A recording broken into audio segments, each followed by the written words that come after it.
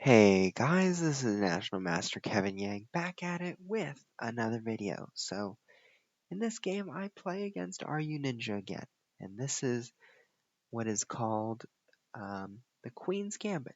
You've probably watched the Netflix show The Queen's Gambit with Beth Harmon and all those other people, right? You have to see the team working with Beth, the US team, and the Soviet team. And that was a very interesting and very good chess depicting film. So, in this game, this is the Queen's Gambit, d4, d5, c4, e6, and c6. So this is what is called the triangle. What am I doing? I'm setting up a triangle. Um, you'll see this similarity. Remember how in the game against Chess Leon Master, I got to play e4, right? And then the Chess Leon Master played d5 and built this triangle looking thing. Well, in this case, if the main line is pawn to e4, and after pawn to e4, I take on e4 and I play bishop to b4. Some people will play bishop to d2. Some people will play knight to c3. It's a matter of choice. So that is the main line at the opening to play e4. But here our friend Runinja played the move c5, and to be honest, I think this is a positional mistake, simply because of the move b6. Because after b4, a5, and b takes a5, take c5. So all of a sudden this pawn chain, right, this c5, b4, d4 pawn chain is crumbling before our eyes. And as a player from the white side, you don't want to do that, right? I'm consolidating my position, bringing my pieces out, bringing my bishop out. I'm playing c5, rook to a6. And although the knight comes to b5, I'm not afraid because I'm slowly dismantling our friend Runinja's center. And you can see that our friend Runinja's center's pretty much non-existent. So after queen g4, I play f6, rook to a4. I should have brought my knight out, but I somehow didn't. I don't know why. Rook to a4, bishop to b2. I brought my knight to d7. I was thinking, maybe swing the rook to b8, but after rook to fd1, I played knight to c5. I could have definitely also played queen to b6 and tried to poke fun at this king, because obviously there might be knight f2 ideas, right? So if queen to b6, king to h1, I could think about knight d to c5, because if knight takes c5, knight to f2, and if bishop d4, rook takes d4. So there are a lot of options here, right?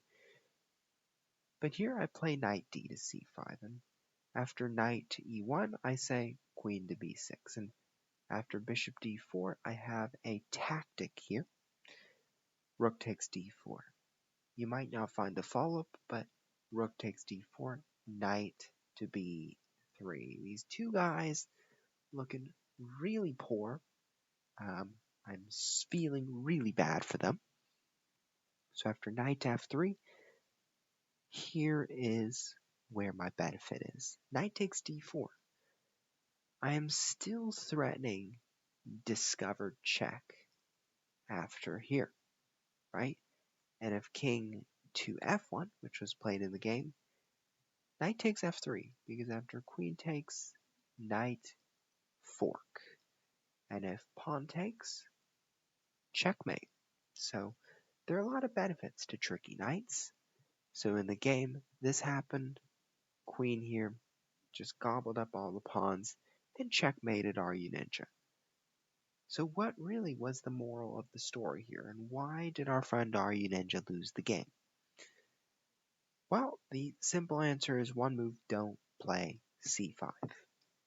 I think it's very harsh for me to say so, and I have to say it's a very quick conclusion, but I think c5 is what led to this queen side, falling apart so quickly. And although I was able to bring my pieces out, right, everything was working in my favor. Bishop to e3. I could have also played c4 to prevent the knight from coming to d3, but at the same time, knight to e4, f6, I was slowly building my position. And after bishop d4, I was very fortunate to have been able to find that tactic. After knight to b3, I'm just doing what I can, and I win the game. So, to be honest, this game was not easy, but it got easy because of the move c5. And after c5, I was able to break through. I think that was the main lesson that we learned here. Later on, surely my job was smooth, but I wouldn't say very, very smooth because I did, I had to still think a lot, but I had my knight on e4, my knight to c5. They're placed in very central positions where there are tactical opportunities. I took advantage of those opportunities. I leapt for the win, and as long as you learn from your mistakes, as long as you do your tactics, as long as you take and put your effort into chess and you want to improve, you will improve. It's just a matter of time, matter of patience, and it really takes a sense of positivity and enjoyment from yourself. So, hope to see you very soon on my channel again. So, I'll see you next time.